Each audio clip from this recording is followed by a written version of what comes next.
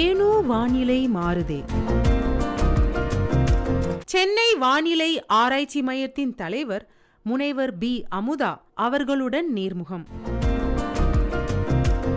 அனைவருக்கும் வணக்கம். ஒவ்வொரு நாளும் நம்மளோட காலை வேளையில் அதிக மணித்துளிகளை எடுத்துக்கிறது எது அப்படின்னு நம்ம யோசித்து பார்த்தோம்னா அது கண்டிப்பாக நாளேடுகளை படிக்கிறது, வானொலியிலையோ இல்லை தொலைக்காட்சியிலையோ செய்தியை பார்க்குறதா தான் இருக்கும். இந்த நாளேட்டில் வர செய்திகளாக இருந்தாலும் சரி, தொலைக்காட்சியில் வர செய்திகளாக இருந்தாலும் சரி, அது சொல்கிற விஷயங்கள்லையும் சொல்லப்படுற விதத்துலையும் காலப்போக்கில் நிறைய மாறிக்கிட்டே இருந்திருக்கு. ஆனால் எப்போவுமே மாறாத ஒரு விஷயம் செய்திகளில் இருக்கும் அப்படின்னா அது வானிலை பற்றின செய்தி தான். எல்லாருக்கும் எல்லா செய்திகள் மேலேயும் ஆர்வம் இருக்கிறதில்ல. சிலருக்கு அரசியல் செய்திகள் ரொம்ப பிடிக்கும், சிலருக்கு விளையாட்டு செய்திகள் ரொம்ப பிடிக்கும், சிலருக்கு தலையங்கங்கள் படிக்கிறது ரொம்ப பிடிக்கும். ஆனால் எல்லாருமே விரும்பி படிக்கிறது, யாருமே தவிர்க்க முடியாத ஒரு செய்தின்னா அது வானிலை பற்றின செய்தி தான். இந்த வானிலை பற்றின செய்தியை நமக்கு சொல்கிறது சென்னையில் உள்ள மண்டல வானிலை ஆராய்ச்சி மையம் அப்படின்னு நம்ம எல்லாருக்குமே தெரியும். இந்த வானிலை ஆராய்ச்சி மையத்தினுடைய தலைவராக இருக்கிறவங்க தொலைக்காட்சியில் தோன்றிட்டாலே எல்லாருக்குமே ஒரு பரபரப்பு தொத்திக்கும்னே சொல்லலாம். பெரியவங்களுக்கு மழை வரப்போதோ, புயல் வரப்போதோ, வாகனத்தெல்லாம் எங்கே பத்திரமா நிறுத்தலாம், வீட்டில் இருக்கிற முக்கியமான பொருட்களெல்லாம் எப்படி பத்திரமா வைக்கலாம் அப்படின்ற யோசனை வந்துடும். அதுக்கு மாறாக குழந்தைங்களுக்கு சந்தோஷம் வந்துடும்னே சொல்லலாம். அடுத்த நாள் பள்ளிக்கூடத்துக்கு போகணுமா இல்லை விடுமுறை கிடைக்குமா அப்படின்ற யோசனைக்கு அவங்க போயிடுவாங்க. இப்படி அந்த நாள் நமக்கு எப்படி இருக்க போகுது, நம்மளுடைய பயண திட்டங்களை நாம் எப்படியெல்லாம் மாற்றிக்கணும், இதை எல்லாத்தையுமே நம்ம முடிவு பண்ணுறதுக்கு ரொம்ப உதவியாக இருக்க போகிறவங்க நம்ம வானிலை ஆராய்ச்சி மையத்தில் இருக்கிறவங்க தான். இந்த வானிலை ஆராய்ச்சி மையத்தினுடைய தலைவர் பொறுப்பில் முதல் முறையாக ஒரு பெண் பொறுப்பேற்றிருக்கிறாங்க. அவங்க ஆராய்ச்சியாளர் முனைவர் பி. அமுதா அவர்கள். இந்த மாதம் மகளிருக்கான சிறப்பான மாதம்ன்றது நம்ம எல்லாருக்குமே தெரியும். அது மட்டும் இல்லாமல் இந்த மாதம் வானிலை ஆராய்ச்சிக்கான சிறப்பான மாதமும் கூட. ஏன் அப்படின்னா ஒவ்வொரு வருடமும் மார்ச் 23 உலகத்தில் உள்ள எல்லா வானிலை ஆராய்ச்சி மையங்களும் இந்த நாளை அவங்களுக்கான நாளாக கொண்டாடுறாங்க. அதைவிடவும் சிறப்பான விஷயம் என்ன அப்படின்னா இந்திய வானிலை ஆராய்ச்சி மையம் 1875 ஆண்டு தொடங்கப்பட்டது. அதனால் இந்த வருடம் நம்ம இந்திய வானிலை ஆராய்ச்சி மையம் தன்னுடைய 150வது வருடத்தின் நிறைவை கொண்டாடுது. இவ்வளவு சிறப்பான இந்த தருணத்தில் நம்ம சென்னை வானிலை ஆராய்ச்சி மையத்தினுடைய தலைவராக பொறுப்பேற்றிருக்கிற முனைவர் பி. அமுதா அவர்கள் நம்மளோட நிறைய விஷயங்களை பேச வந்திருக்காங்க. வாங்க அவங்களோட பேசுவோம். வணக்கம் மேம். வணக்கம் ஆஷா. மேம், உங்களுக்கு முதல்ல எங்கள் சார்பாக மகளிர் மாத வாழ்த்துக்கள். அது மட்டும் இல்லாமல் இந்த மாதத்தில் இன்னும் சிறப்பாக இருக்கிறது என்ன அப்படின்னா எவ்வளோ பெரிய பதவியில் நீங்கள் அமர்ந்திருக்கிறீங்க. அதுக்கும் சேர்த்து உங்களுக்கு எங்கள் சார்பாக வாழ்த்துக்களை தெரிவிச்சுக்கிறேன். வாழ்த்துக்களுக்கு நன்றி மேம். இந்த புதிய பதவி அப்படின்றது எல்லாருக்குமே லைஃப்பில் ஏதோ ஒரு கட்டத்தில் ஒரு ப்ரொமோஷன், பெரிய பதவின்றது எல்லாருக்குமே கிடைக்கும். ஆனால் உங்களுக்கு கிடைச்சிருக்கிறது பதவி அப்படின்னு சொல்கிறத விட பொறுப்பு அப்படின்னு தான் சொல்லணும். ஏன்னா பல பேரோட வாழ்வாதாரம் உங்களோட அறிவிப்புகளை நம்பி இருக்க போகுது.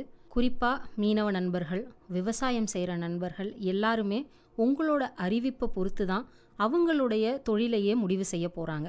பல பேருடைய வாழ்க்கை உங்களுடைய ப்ரெடிக்ஷன்ஸை பொறுத்து இருக்க போகுது. ஸோ இந்த பொறுப்பை நீங்கள் எப்படி உணர்றீங்க மேம்? நான் ஆல்மோஸ்ட் 34 ஆண்டுகளாக இந்த இந்திய வானிலை ஆய்வுத்துறையில் இருக்கேன். அதனால் எங்களோட வேலை எந்த மாதிரி இருக்குன்றது தெரியும். அதனால் இந்த மழை காலங்கள்லையோ இல்லை தண்டர்ஸ்டார்ம் ஆக்டிவிட்டி இருக்கும்போதோ புயல் வரும்போதோ எங்களோட அட்டென்ஷன் நிறைய வேணுன்றது நல்லா தெரியும். அதனால் அதுக்கேற்ற மாதிரி தான் நாங்கள் எங்களோட ஆக்டிவிட்டீஸை பிளான் பண்ணுவோம். அதனால் இந்த பொறுப்புன்றது உண்மையாகவே நீங்கள் சொல்கிற மாதிரி ரெஸ்பான்சிபிலிட்டிஸ் நிறைஞ்ச ஒரு பதவி. அது எனக்கு கிடைச்சதில் நான் ஒரு விதத்தில் மகிழ்ச்சி, ஒரு விதத்தில் இன்னும் நிறைய பொறுப்புணர்வோடு செயல்படணும் அப்படின்ற ஒரு உணர்வு இருக்குது.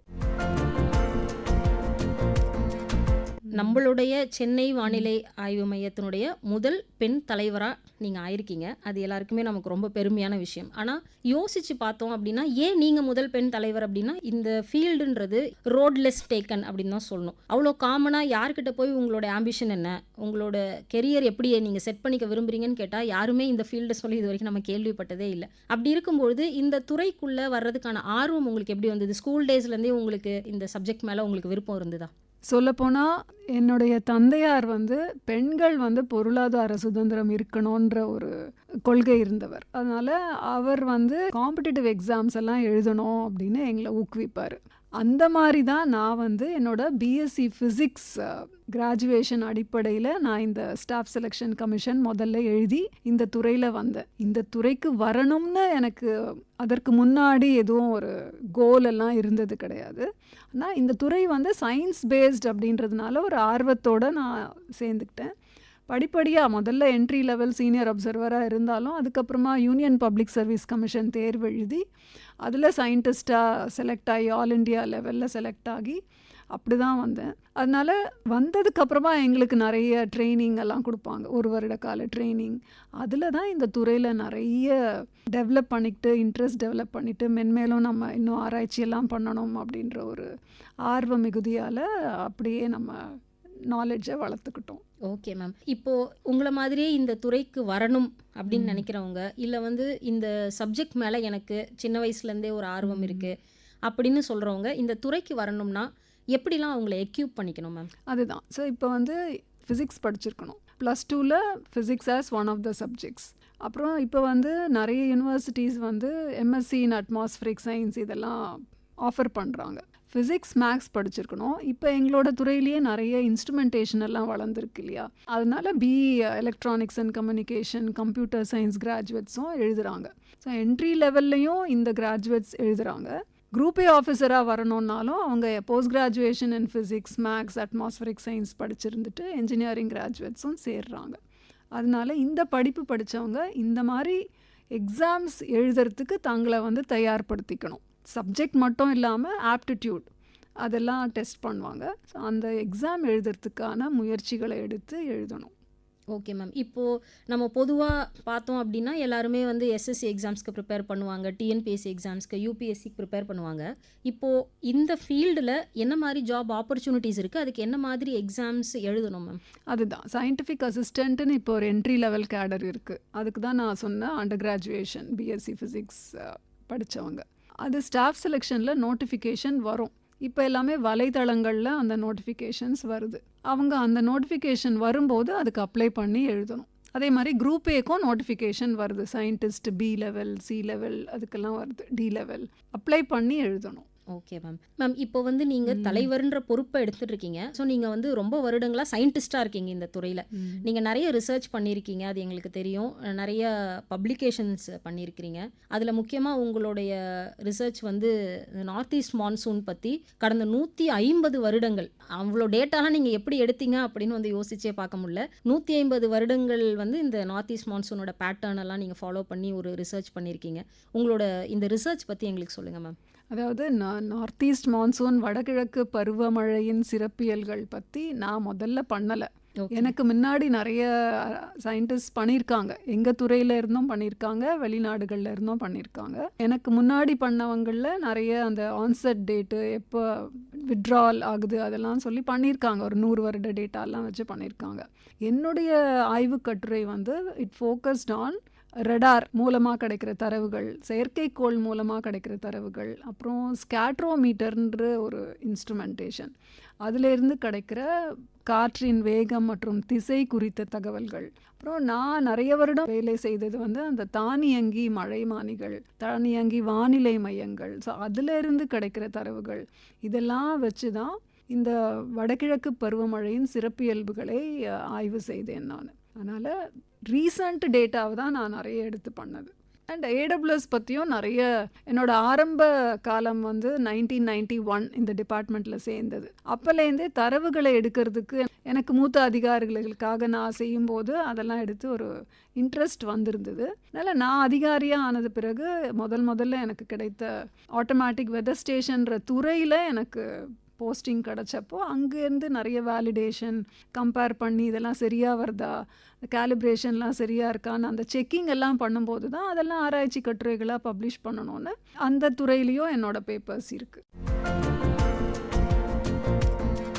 மேம் இப்போ நீங்கள் பண்ண ஆராய்ச்சியிலேருந்து டெஃபினட்டாக எங்களுக்கு அதில் எவ்வளோ புரியும் அப்படின்னா, இந்த 150 வருடங்களில் இந்த மான்சூனுடைய பேட்டர்ன் வந்து ரொம்பவே மாறி இருக்கு. அது சாமானியர்களுக்கே தெரியுது. இதனுடைய காரணங்களாக வந்து நாங்கள் நினைக்கிறது காலநிலை மாற்றம், அதுதான் முக்கிய காரணம்னு நினைக்கிறோம். நீங்கள் என்ன மேம் நினைக்கிறீங்க? பேட்டர்னில் இருக்கிற டிஃப்ரென்ஸ்லேருந்து நீங்கள் என்ன அப்சர்வேஷன் பார்த்தீங்க? அதாவது இப்போ நீங்கள் சொன்ன மாதிரி இத்தனை வருட ஆண்டு காலமாக நம்ம மான்சூன்ஸை பற்றியெல்லாம் படிச்சுட்ருக்கோம், ஆராய்ச்சிகள் செஞ்சிட்ருக்கோம். ஒரு பாயிண்ட் என்ன நம்ம கண்டுபிடிச்சிருக்கோம் அப்படின்னா, அது வரும் நேரமெல்லாம் கரெக்டாக தான் வருது. தட் இஸ் இப்போ வடகிழக்கு பருவமழை காலம் அப்படின்னா அக்டோபர் டு டிசம்பர், அதில் அக்டோபர் 20 தான் சராசரியாக அந்த மான்சூன் துவங்குற காலம். அதெல்லாம் ஆல்மோஸ்ட் ஒரே மாதிரி தான் நடக்குது. ஆனால் மாற்றங்கள், நீங்கள் சொல்கிற அந்த காலநிலை மாற்றங்கள்னால இப்போ ஒரு 20 நாள் மான்சூனில் மழை பெய்யும் அப்படின்னா, அந்த 92 நாட்களில் ஒரு 20 நாட்கள் வடகிழக்கு பருவமழைனால் வர்ற மழை நாட்கள்னு நம்ம ஒரு சராசரியாக கண்டுபிடிச்சி வச்சுருக்கோம். ஆனால் இப்போல்லாம் நம்ம என்ன பார்க்குறோன்னா, ஒரு 4-5 நாள் பெய்ய வேண்டிய மழையை ஒரே நாளில் நமக்கு கிடச்சிருது. அந்த மாதிரி எக்ஸ்ட்ரீம் ரெயின்ஃபால் ஈவெண்ட்ஸ் ஜாஸ்தியாகிட்டுருக்கு. அது ஒரு காலநிலை மாற்றங்கள்னால வந்த ஒரு விளைவுன்னு அதை எடுத்துக்கிறோம் நம்ம.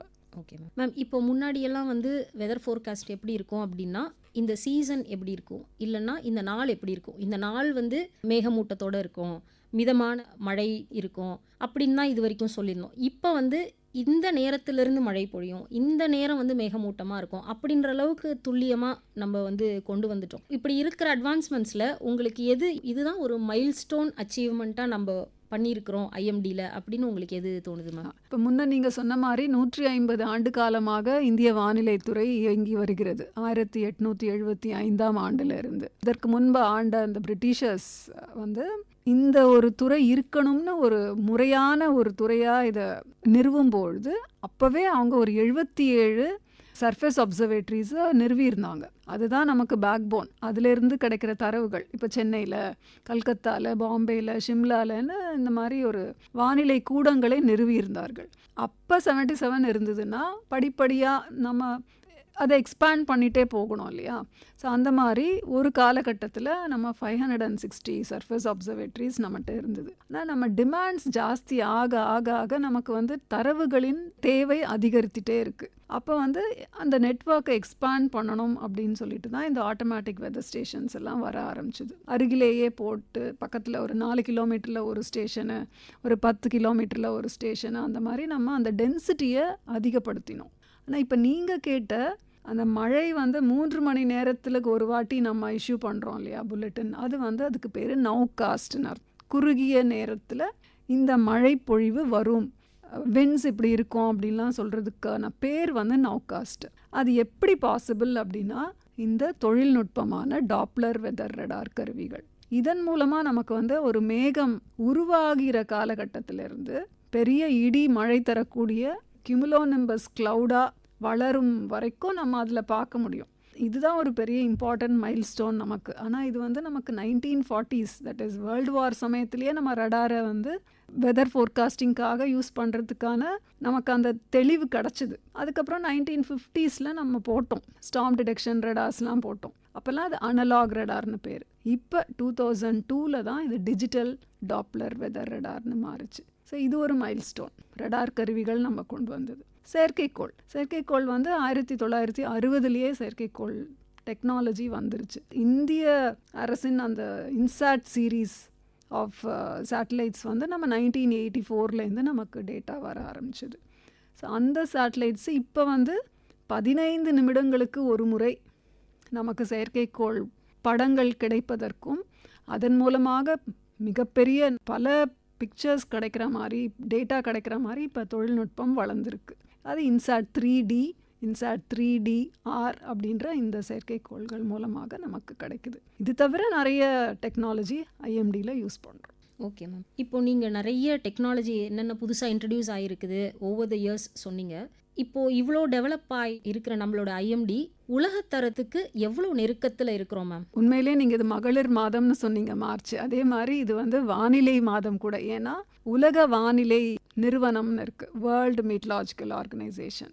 அந்த கட்டமைப்பு உருவாக்கின மாதம் இந்த மார்ச். தேதி வந்து 23 மார்ச். ஸோ அப்போ அது 1950 இதை ஒரு கட்டமைப்பாக பண்ணாங்க. அவங்க கொடுக்குற அந்த ஒரு ஸ்டாண்டர்ட்ஸ் எல்லா நாடுகளுமே, எந்தெந்த நாட்டில் வானிலை மையங்கள் இருக்கின்றனவோ அந்த எல்லா நாடுகளுமே அவங்க கொடுக்குற அந்த அளவுகோல்கள், இந்த இன்ஸ்ட்ருமெண்ட் இப்படி இருக்கணும், இந்த ஹைட்டில் மெஷர் பண்ணணும், இந்த மாதிரி இன்ஸ்டால் பண்ணணும், இது கேலிப்ரேட் பண்ண வேண்டிய கால அளவைகள், இந்த மாதிரி எல்லாமே அந்த டாக்குமெண்டேஷனில் இருக்குது. இது எல்லா நாடுகளுமே ஃபாலோ பண்ணுறாங்க. ஸோ அந்த ஸ்டாண்டர்ட்ஸ் எல்லாம் நம்ம ஃபாலோ பண்ணுறோம். ஸோ அந்த யுனிவர்சல் ஸ்டாண்டர்ட்னு பார்த்திங்கன்னா உலக வானிலை நிறுவனம் நமக்கு கூறும் அந்த அளவைகள் தான் நம்ம ஃபாலோ பண்ணுறோம். ஸோ இப்போவே on par with the universal standard தான் நம்ம எப்போவுமே இல்லைன்னா நம்ம டேட்டா அவங்க எடுத்துக்க மாட்டாங்க. வெதர் எல்லாருக்குமே பொது இல்லையா, ஸோ எனக்கு மட்டும் அப்படின்னு கிடையாது. அப்போ உலக அளவில் அந்த தரவுகளை ஆராயும் போது ஒருத்தர் தப்பான கேலிப்ரேஷன் பண்ணியிருக்காங்க, அந்த டேட்டா தப்புன்னா அதை அப்படியே ரிஜெக்ட் பண்ணிடுவாங்க. அப்போ அவங்க சொல்கிற அந்த ஸ்டாண்டர்ட்ஸ் படி இருந்தால் தான் ஃபோர்காஸ்டிங் நல்லபடியாக அக்யூரேட்டாக வர முடியும். இதெல்லாம் தானே இப்போ வந்திருக்கிற ரீசண்ட் அந்த கணினி சார் வானிலை முன்னெச்சரிக்கைகள் தரோம் இல்லையா. ஸோ அதுக்கெல்லாம் இந்த தரவுகள் தான் மிகப்பெரிய ஊன்றுகோள்கள். இந்த தரவுகள் சரியாக இருந்தால் நீங்கள் கொடுக்குற ஃபோர்காஸ்ட் நல்லாயிருக்கும், அக்யூரேட்டாக இருக்கும். இந்த ஸ்பெஷலைஸ்டு ஃபோர்காஸ்ட் அப்படின்னு ஒன்று இருக்கியா, அப்படின்னா என்ன மேம்? லாங் ரேஞ்ச் ஃபோர்காஸ்ட், அதாவது சவுத் வெஸ்ட் மான்சூன், தென்மேற்கு பருவகாலம் வரும்போது, மழைக்காலம் வரும்போது அதுக்கு ஏப்ரல் மாதத்தில் ஒரு ஃபோர்காஸ்ட் கொடுப்பாங்க.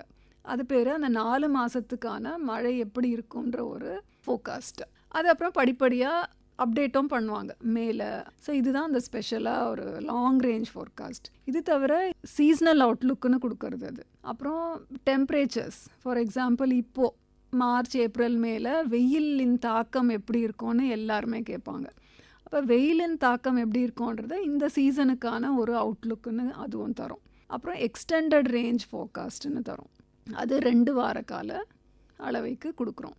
அதுக்கப்புறம் 10 நாட்களுக்கு ஒரு மீடியம் ரேஞ்ச் வெதர் ஃபோர்காஸ்ட். அப்புறம் 7லேருந்து 10 நாட்கள். அப்புறம் ஷார்ட் ரேஞ்ச் ஒரு 3 டேஸ்க்கு. அப்புறம் நவ்காஸ்ட், அது 3 hours 3 hourly கொடுப்போம்.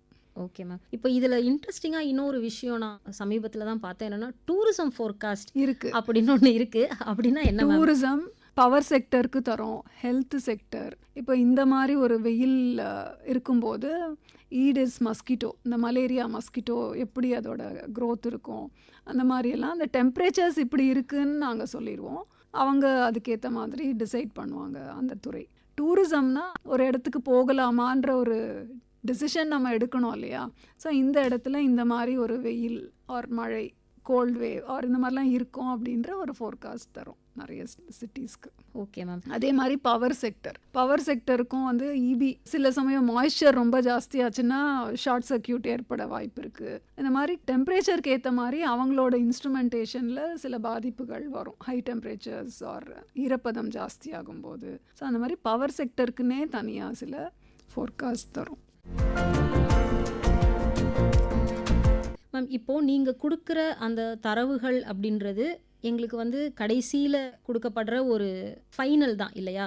இப்படி இருக்கும், இப்படி இருக்காது, அவ்வளோதான் நீங்கள் எங்களுக்கு சொல்கிறீங்க. ஆனால் இதில் நிறைய உங்களுக்கு இன்புட்ஸ் வருது. அதை தான் நீங்கள் எங்களுக்கு சிம்பிளாக எங்களுக்கு புரிகிற மாதிரி ஒரு அவுட்புட்டாக கொடுக்குறீங்க. இப்போ நீங்கள் இன்புட்ஸ் எடுக்கிறீங்கன்னும் பொழுது உங்களுக்கு தனியாக கலெக்ஷன் சென்டர்ஸ் இருக்குது, அப்சர்வேட்டரிஸ் இருக்குது, அப்புறம் நீங்கள் சொல்லியிருந்தீங்க இந்த ஆட்டோமேட்டிக் வெதர் சென்டர்ஸ் இருக்குது. ஸோ இப்படி எங்கெங்கேருந்து என்னென்ன டேட்டாலாம் உங்களுக்கு வரும், அதையெல்லாம் எப்படி சேர்த்து நீங்கள் எங்களுக்கு அந்த ஃபோர்காஸ்ட்டை கொடுக்குறீங்க?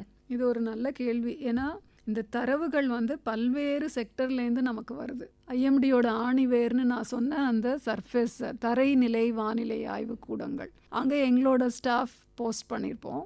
அதே முன்னாடி சொன்ன அந்த வேர்ல்டு மீட்லாஜிக்கல் ஆர்கனைசேஷன் சொல்லியிருக்கிற மாதிரி 3 மணி நேரத்துக்கு ஒரு முறை அந்த ஐஎஸ்டி யூடிசிக்கு டைமை கோஆர்டினேட் பண்ணிவிடுவோம். இப்போ 0 யூடிசி அப்படின்னா அது 5:30 இந்த மார்னிங் நமக்கு. அந்த மாதிரி 8 டைம் ஜோன்ஸில் நம்ம இந்த அப்சர்வேஷன்ஸ் எடுக்கிறோம். இப்போ ஒரு இடத்துல சென்னையில் 0 யூடிசி எடுக்கிறோன்னா எல்லா ஊர்லேயும் அந்த 0 யூடிசிக்கு எடுப்பாங்க அந்த தரவுகளை. இந்த டேட்டா எல்லாம் ஒரு கம்யூனிகேஷன் நெட்வொர்க் இருக்குது, நம்ம நாட்டுக்குள்ளேயும் இருக்குது, நம்ம நாட்டை பிற நாடுகளோட கனெக்ட் பண்ணுற ஒரு நெட்வொர்க்கும் இருக்குது. அதுக்கு என்ன பேருனா குளோபல் டெலிகம்யூனிகேஷன் சிஸ்டம்னு பேர். ஸோ இப்போ நம்ம டேட்டா சென்ட்ரலைஸ்டாக ஒரு இடத்துக்கு போயிடும் இந்தியாவில், மற்றவங்களுக்கு ஷேர் பண்ணுறதுக்கு இன்னொரு சேனல் இருக்குது. இந்த மாதிரி ஷேர் பண்ணும்போது நம்ம நாட்டோட டேட்டா உடனடியாக எல்லா நாடுகளுக்குமே அவங்க கம்யூனிகேஷன் நெட்வொர்க்கில் கிடைக்கிறதுக்கு ஏற்பாடு ஆல்ரெடி இருக்குது. அது சர்ஃபேஸ் அப்சர்வேட்டரிஸ்க்கு மட்டும் இல்லை, இந்த தரவுகள் அதே மாதிரி அப்பர் ஏர் அப்சர்வேஷன் சொல்கிற வளிமண்டலத்தின் மேல் அடுக்குகளில் நிலவும் காற்றின் வேகம், திசை, வெப்பம், ஈரப்பதம் இதை குறித்த தகவல்களை வந்து நம்ம பலூன்ஸ் அனுப்பிச்சு அதோட கூட சென்சர்ஸை கனெக்ட் பண்ணி எடுக்கிறோம். அந்த தரவுகளும் வந்து எல்லாமே கோடட் ஃபார்ம் தான். லாங்குவேஜை விட எல்லாமே நம்பர்ஸில் தான் வந்து கோட் பண்ணி அனுப்புவோம். அப்போ எல்லாராலையும் புரிஞ்சிக்க முடியும் இல்லையா? அதை இன்டர்ப்ரெட் பண்ணுறதுக்கும் அந்த ப்ரொவிஷன் இருக்குது. ஸோ இந்த மாதிரி தரைநிலையில் இருந்தும் அப்பர் ஏர் அப்சர்வேஷன்ஸ் இதுவும் அங்கே போகுது. ஆட்டோமேட்டிக் வெதர் ஸ்டேஷன்ஸும் கம்யூனிகேஷன் நெட்வொர்க்கில் டேட்டா போயிடுது. இது தவிர இப்போ செயற்கைக்கோள் மூலமாக நமக்கு கடல்லலாம் வந்து நமக்கு அப்சர்வேட்ரிஸ் கிடையாது. அப்போ செயற்கைக்கோள் மூலமாக கிடைக்கிற மேக குவியல்களில் டேட்டா வேணும். அதுவும் நம்ம வந்து கிரிட்டட் ஃபார்மேட்டில் நம்ம அந்த கம்யூனிகேஷன் நெட்வொர்க்கில் செலுத்துகிறோம். ஸோ எல்லாமே போயிட்டு வரும்போது அந்த நியூமரிக்கல் வெதர் ப்ரெடிக்ஷன் மாடல்ஸ்ன்னு சொல்கிற கணினிசார் ஃபோர்காஸ்டிங்க்கு இந்த டேட்டா எல்லாம் போய் அசிமுலேஷன் சொல்லுவோம். அதெல்லாம் வந்து அதில் போய் சேர்ந்து ரடார் டேட்டா சேர்ந்து ஒரு வளிமண்டலத்தை விவரிப்பதற்காக 7 ஈக்குவேஷன்ஸ், ஒரு வளிமண்டலம்னா அட்மாஸ்ஃபியரை விவரிக்கிறதுக்கு ஒரு சில ஈக்குவேஷன்ஸ் போட்டு இந்தந்த கிரிட் பாயிண்டில் இந்தந்த டேட்டா வந்திருக்கு, டெம்பரேச்சர் இப்படி இருக்குது, ப்ரெஷர் இப்படி இருக்குது, விண்ட் இப்படி இருக்குன்னு அந்த இன்ஃபர்மேஷன் எல்லாம் போட்டு அதை ஒரு கட்டமைப்பாக அதை உருவாக்கி அதை ப்ராசஸ் பண்ணி அது ஒரு ஃபோர்காஸ்ட்டை நமக்கு கொடுக்கும். ஸோ அப்போ இந்த தரவுகள் எல்லாம் கரெக்டாக போக போக நமக்கு அடுத்து கொடுக்க போகிற ஃபோர்காஸ்ட்டோட அக்யூரசி உயரும். அந்த டேட்டாவோட தரம் எவ்வளோ முக்கியம் அப்படின்றது எல்லாருக்குமே அது தெரியணும். நம்ம சரியான டேட்டா எடுத்து கொடுத்தா நமக்கு ஃபோர்காஸ்ட்டும் அக்யூரேட்டாக வரும். என்னதான் இருந்தாலும் கணினிசார் கணிப்பு இல்லையா? அப்போ அதுக்கு கொடுக்குற இன்புட் சரியாக இருந்தால் தான் அவுட்புட் நல்லபடியாக வரும். அதோட கூட வேல்யூ அடிஷனும் இருக்குது. வேல்யூ அடிஷன்னா ஒரு அவுட்புட் வந்திருக்கு, ஆனால் நம்மளோட எக்ஸ்பீரியன்ஸில் தெரியும் இந்த அவுட்புட் வந்து ஓரளவுக்கு சரி, இதில் இந்த சீசனில் இந்த இடத்துல இந்த மாதிரி தான் ஒரு பேட்டர்ன் நம்ம எதிர்பார்க்கலாம் அப்படின்றது நம்மளோட எக்ஸ்பீரியன்ஸை வச்சோம். அதாவது ஒரு வெதர் ஃபோர்காஸ்டரோட எக்ஸ்பீரியன்ஸையும் ஆட் பண்ணி நம்ம வந்து அங்கே ஃபோர்காஸ்ட் தருவோம். ஓகே மேம், இப்போ நீங்கள் சொல்லும்போது எனக்கு இதுலேருந்து ஒரு சந்தேகம் வருது. இப்போ இவ்வளோ டேட்டா எங்கெங்கேருந்தோ உங்களுக்கு வருது, அதெல்லாம் சேர்த்து நீங்கள் அதை வந்து அனலைஸ் பண்ணுறீங்க. இந்த மீட்டரலாஜிக்கல் டிபார்ட்மெண்ட்குள்ளவே பல செக்ஷன்ஸ் இதுக்காக ஒர்க் பண்ணுவாங்க இல்லையா? ஸோ அது மாதிரி என்னென்ன செக்ஷன்ஸ்லாம் இருக்குது மேம்? இப்போ ஃபஸ்ட்டு எடுத்திங்கன்னா இந்த அப்சர்வேட்ரிஸ்லேருந்து வர்ற டேட்டாக்கு, தென் அதோட மெயின்டெனன்ஸ் ஆஸ்பெக்ட்ஸ்க்கு அதை கண்காணிக்கிறதுக்குன்னு ஒரு செக்ஷன் இருக்கும். அதுக்கப்புறமா வந்து வெதர் செக்ஷன் ஒன்று இருக்கும். வெதர் செக்ஷன் தான் இந்த தரவுகளை எல்லாம் கலெக்ட்னா கம்யூனிகேஷன் மெத்தடில் தான் கலெக்ட் பண்ணி அதை வந்து அந்த ஒரு ஐபி அட்ரஸ் மூலமாக ஒரு சிஸ்டம்த்துக்கு செலுத்துறது, அப்புறம் அந்த தரவுகளெல்லாம் பார்த்து எழுதுறது, ஃபோர்காஸ்ட் இஷ்யூ பண்ணுறது, புல்லட்டின் இஷ்யூ பண்ணுறது, இதெல்லாம் பண்ணுற வெதர் செக்ஷன் ஒன்று இருக்கும். அது தவிர அக்ரிகல்ச்சர், விவசாயிகளுக்கான புல்லட்டின்ஸ் நம்ம ப்ரிப்பேர் பண்ணுறோம், அக்ரோமெட் செக்ஷன் இருக்கும். அதுக்கப்புறமா இந்த டேட்டாவோட தரம் கரெக்டாக இருக்கான்னு செக் பண்ணுற கிளைமட்டாலஜி செக்ஷன் ஒன்று இருக்கும். அதே மாதிரி ரடாருக்கு தனி டிபார்ட்மெண்ட், தனி ஒரு ஆஃபீஸ் ரடார் செக்ஷன். ஹெச்எஸ்ன்னு ஒன்று இருக்குது, ஹைட்ராலஜி செக்ஷன். இந்த மாதிரி நிறைய செக்ஷன்ஸ் இருக்கும். கம்யூனிகேஷனுக்கு அது ஒரு தனி, அதே மாதிரி ஏவியேஷனுக்கு ஒரு தனி டிபார்ட்மெண்ட்டே செயல்படுது. வானூர்தி சேவைக்காக எங்களோட வானிலை தரவுகள் தேவைப்படும் இல்லையா, இந்த செக்ஷன் இருக்குது. அப்பர் ஏர் அப்சர்வேஷன்ஸ் எடுக்கிற ஒரு அப்சர்வேட்ரிஸ் இருக்குது. அதே மாதிரி பொல்யூஷன் கண்டுபிடிக்கிறதுக்கு, அதே மாதிரி எவ்வளவு வேவ்ஸ் ரேடியேஷன்ஸ் வருதுன்றது பார்க்குறதுக்கு சென்சர்ஸ் வச்சு ஒரு ரேடியேஷன் நெட்வொர்க் இருக்குது. அந்த மாதிரி பல துறைகள் இந்த டிபார்ட்மெண்ட்டில் செயல்படுது. இவ்வளோ செக்ஷன் சேர்ந்து இவ்வளோ பேர் உழைச்சி நீங்கள் ஒரு ப்ரெடிக்ஷனை கொண்டு வரீங்க. அந்த ப்ரெடிக்ஷன் சரியாக போய் மக்களை சேரணும், அதுதான் அதனுடைய சக்ஸஸே. அதுக்காக தான் இவ்வளோ பேர் இவ்வளோ செக்ஷன்ஸ் உழைக்கிறாங்க. ஸோ நீங்கள் சொல்ல வர அந்த விஷயத்தை மக்களுக்கு கொண்டு போய் சேர்க்கறது வந்து மீடியா. அதுலேயும் முக்கியமாக ஆல் இண்டியா ரேடியோ. உங்களுக்கு தெரியும் நம்மளுடைய உறவு அப்படின்றது வந்து நீண்ட நெடிய உறவு. ஏன்னா நாங்களும் எங்களுடைய சேனலில் எது இருக்கோ இல்லையோ எதை வேணாலும் டீவியேட் பண்ணுவோம். வானிலை அறிக்கை வந்து ஒரு நாளைக்கு 3 தடவை மினிமம் இல்லாமல் நாங்கள் ஸ்டேஷன் நடத்துனதே இல்லை. ஸோ இந்த மீடியானுடைய ரோல் இதில் என்னன்னு நினைக்கிறீங்க மேம் நீங்கள்? இப்போ நீங்கள் சொன்ன அதே தான், ஆல் இண்டியா ரேடியோக்கும் நம்ம ரெக்கார்டட் வாய்ஸ் மெசேஜ் அனுப்பிட்டுருக்கோம், ரெகுலராக புல்லட்டின்ஸும் அனுப்பிட்டே இருக்கோம். அந்த காலத்தில் இருந்தே வானிலைக்கு தனி முக்கியத்துவம் ஆல் இண்டியா ரேடியோ மூலமாக வந்துட்டுருக்கு. நானே கூட இப்போவும் ரேடியோ கேட்பேன். ஏன்னா வண்டியில் வரும்போது ரேடியோ ஆன் பண்ணிட்டு தான் அது வழியாக நியூஸும். ஆல் இண்டியா ரேடியோட ரீச் வந்து பல வில்லேஜ் லெவல்லையும் எங்கெல்லாம் போய் சேர முடியாத இடங்களில் கூட ஆல் இண்டியா ரேடியோ இருக்காங்க. ஸோ மீடியா வந்து ரொம்ப பவர்ஃபுல். அதுவும் ஒரு ஆல் இண்டியா ரேடியோட ரீச் ரொம்பவே அதிகம் இருக்கிறதுனால அவங்களோட சேவை வந்து மகத்தானது. மீடியாவோட ரோல்னு கேட்டிங்க. இப்போ ஒரு 10 ஆண்டுகளுக்கு முன்னாடி பார்த்திங்கன்னா இவ்வளவு மீடியாவோட ஆதிக்கம் கிடையாது. அப்போ வந்து நம்ம நியூஸ் பேப்பரில் கொடுப்போம், ஆல் இண்டியா ரேடியோவுக்கு கொடுப்போம். ஆல் இண்டியா ரேடியோ அந்த நியூஸை வந்து மக்களுக்கு சென்று அடையிறதுக்கான முயற்சி எடுப்பாங்க. இப்போ பார்த்திங்கன்னா நிறைய சேனல், ஒரு 40 சேனல்ஸ் வந்தாச்சு, டெலிவிஷன் சேனல்ஸு. அவங்கெல்லாம் வெதர் நியூஸை இன்னமும் அதிகப்படியாக கொடுத்துட்டே இருக்காங்க. அதனால் மீடியாவோட ஒரு ரோல் வந்து இப்போ ரொம்பவே அதிகமாக தான் இருக்குது வெதர் நியூஸ் கொண்டு போய் சேர்க்கறதுல. ஆல் இண்டியா ரேடியோ இன்னமும் ஒரு ஸ்பெஷலாக சொல்லணும். ஏன்னா வில்லேஜ் லெவலில் சமீபத்தில் நான் அந்த லே லடாக்கில் கூட ஏதோ ஒரு ஸ்டேஷன் நிறுவியிருக்காங்கன்னு, அஃப்கோர்ஸ் நான் இதையும் ரேடியோவில் தான் கேட்டேன் வண்டி ஓட்டிகிட்டு வரும்போது. ஸோ அந்த அளவுக்கு ரீச் இருக்கு இல்லையா. Super ma'am. மேம், இப்போ நீங்கள் வந்து என்னென்ன டெக்னாலஜி, என்னென்ன அட்வான்ஸ்மெண்ட்ஸ் வந்துருக்குது இந்த ஃபீல்டில் அப்படின்னு சொன்னீங்க. ஆனால் இப்போ வந்து உலகத்தையே கலக்கிட்டு இருக்கிற இந்த ஏஐ டெக்னாலஜி இருக்குல்ல, இதனுடைய கான்ட்ரிபியூஷன் மீட்டரலாஜிக்கல் டிபார்ட்மெண்ட்டில் எப்படி இருக்க போகுது மேம்? அதுக்கான ஆராய்ச்சிகள் பண்ணிகிட்ருக்காங்க. எங்கள் ஆஃபீஸ்லேயும் இந்திய வானிலை ஆய்வுத்துறை தில்லி அலுவலகத்தில் இதை பற்றி ஆராய்ச்சிகள் பண்ணிவிட்டு செக்கிங்கில் இருக்குது. அதாவது NWP மாடல்ஸ், அந்த கணினிசார் மாடல்ஸில் எப்படி இந்த ஆர்டிஃபிஷியல் இன்டெலிஜென்ஸ், மெஷின் லேர்னிங் எல்லாம் யூஸ் பண்ணலாம், அது எப்படி ஃபோக்கஸ் கொடுக்குது முதல்ல செக் பண்ணிட்டு தானே நம்ம வந்து அதை ஆப்ரேஷ்னலாக கொண்டு வர முடியும். அதனால் we are also doing it, பண்ணிகிட்ருக்கோம் அதை. Okay ma'am. மேம், இப்போ நீங்கள் சொல்லும் பொழுதே தெரியுது இது வந்து ரொம்ப ஒரு காம்ப்ளிகேட்டடான ஒரு ப்ராசஸ்ஸு. நீங்கள் வந்து நான் 9 மணிலேருந்து 6 மணி வரைக்கும் தான் வேலை செய்வேன், அப்படியெல்லாம் யாருமே இந்த ஃபீல்டில் இருக்க முடியாது அப்படின்னு தெரியுது. இப்போ எங்களுக்குன்னா காலையில் வந்து ஃபேமிலி டைம், காலையில் எழுந்ததும் இருக்கும், அதுக்கப்புறம் ஆஃபீஸ் டைம் இருக்கும், அதுக்கப்புறம் ஈவினிங் வந்து திரும்பியும் எங்களோட பர்சனல் டைம்னு ஒன்று இருக்குது. ஆனால் உங்களுக்கு அப்படி ஒன்று இருக்க வாய்ப்புகள் வந்து ரொம்ப ரொம்ப குறைவு. ஸோ உங்களுடைய 24 ஹவர்ஸ் டெஃபினட்டாக எங்களுடைய 24 மணி நேரங்கள் போல் இருக்காது. ஸோ உங்களோட அந்த 24 மணி நேரம் எப்படி இருக்கும் எங்களுக்கு சொல்லுங்கள் மேம். இப்போ எங்களோட அலுவலகம்னு எடுத்துக்கிட்டிங்கன்னா மண்டல வானிலை ஆய்வு மையம், ஒரு எடுத்துக்காட்டுக்கு சென்னை அலுவலகமே எடுத்துக்கோங்க. சென்னை அலுவலகத்திலேயே 3 பிரிவுகள் இருக்குது. Nungambakkam, Meenambakkam, radar office, Fortress building மேலே. ஸோ இந்த 3 அலுவலகங்களையும் ஒரு 150 பேர் வேலை செய்கிறார்கள். அப்படின்னா இதில் ஜென்ரல் டியூட்டியில் வர்றவங்க கொஞ்சம் பேர் இருப்பாங்க, ஈவினிங் மார்னிங் நைட்டுன்னு நைட் டியூட்டி பண்ணுறவங்க இருப்பாங்க. ஸோ இந்த மாதிரி இவங்க எல்லாருமே வந்து 24/7 வேலை பண்ணுறாங்க. சிலருக்கு வந்து நீங்கள் சொன்ன அந்த ஒர்க் லைஃப் பேலன்ஸ் வந்து கரெக்டாக காலையில் வந்து என்னோடய வேலையை முடிச்சுட்டு வீட்டுக்கு போனால் என்னோடய பணிகளை பார்த்துக்கலாம் அப்படின்ற மாதிரி இருக்கும். கொஞ்சம் பேருக்கு வந்து கான்ஸ்டண்ட்டாக இதில் அப்டேட் பார்க்கணும், அடுத்த நாள் நான் தானே போய் ஃபோர்காஸ்ட் எல்லாம் பண்ணணும் அப்படின்ட்டு அவங்க அடிக்கடி அந்த டேட்டா அப்டேட்ஸ் எல்லாம் பார்ப்பாங்க.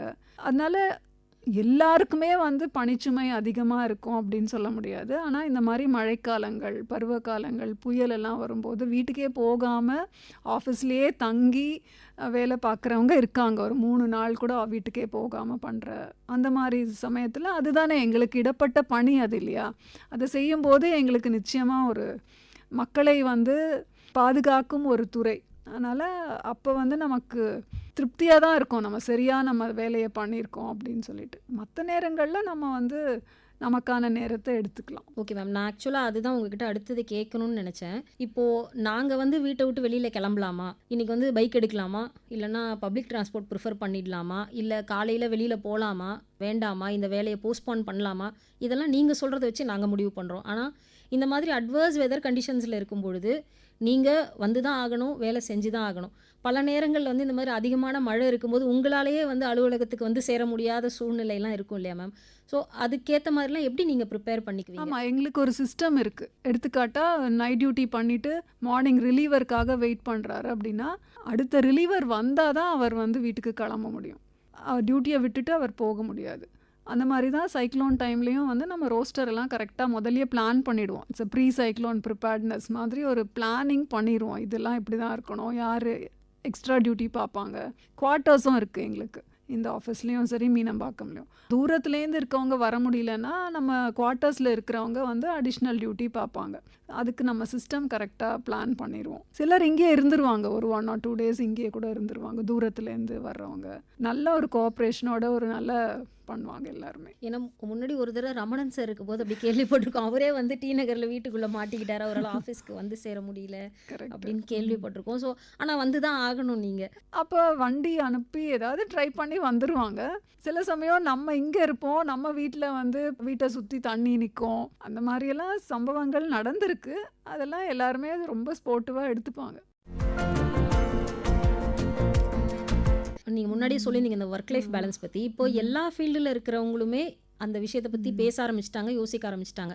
ஒர்க் லைஃப் பேலன்ஸ்னு ஒன்று இருக்கா, நம்ம அது கான்சென்ட்ரேட் பண்ணுறோமா இல்லையான்னு. எல்லா துறைகளில் இருக்கிறவங்களுக்குமே அது தேவை அப்படின்னா கூட உங்கள் துறையில் இருக்கிறவங்களுக்கு அது கண்டிப்பாக தேவை. ஏன்னா நீங்கள் வந்து 24/7 ஒர்க் பண்ணிக்கிட்டே இருக்கணும். வீட்டிலே இருந்தால் கூட நீங்கள் வந்து டேட்டாவை நீங்கள் பார்த்துக்கிட்டே தான் இருக்கணும். அதை வச்சு தான் நீங்கள் ப்ரெடிக்ஷன்ஸ் கொடுக்க முடியும். நீங்கள் வந்து அந்த ஸ்ட்ரிக்டாக இது வந்து பர்சனல் டைம், இது ஆஃபீஸ் டைம் அப்படின்னு ஒன்று உங்களுக்கு இருக்க வாய்ப்பே இல்லை. ஸோ இந்த ஒர்க் லைஃப் பேலன்ஸை நீங்கள் எப்படி பண்ணுறீங்க மேம்? எங்களுக்கும் நாங்கள் ஒரு 6 மணி நேரம் தூக்கம்னா தூங்குவோம், நம்ம பர்சனல் வேலையெல்லாம் பண்ணுவோம். கூடவே இப்போ ரிசர்ச்ன்ற ஒரு ஏரியாவும் இருக்கிறதுனால நமக்கு கான்ஸ்டண்ட்டாக ஏதாவது படிக்கணும், நம்மளை மேம்படுத்திக்கணும், வெதர் பற்றின அப்டேட்ஸ் வேணும்னா அப்பப்போ நம்ம பார்த்துப்போம், நம்ம வெப்சைட்டு டேட்டாலாம் பார்ப்போம். அதனால் இதில் என்னை பொறுத்த வரைக்கும் சமாளிக்க முடியாத ஒரு சுச்சுவேஷன்னா இருந்ததில்லை. அதில் ஆர்வம் இருக்கும்போது நமக்கு அதுவே ஒரு மன மகிழ்ச்சியை கொடுக்குற ஒரு வேலையாக இருக்கும் இல்லையா, அது சுமையாக தெரியாது. அதோடு கூட இப்போ நம்ம வந்து இப்போ எல்லாமே கணினி சார் அப்ளிகேஷன்ஸ் வந்தாச்சு.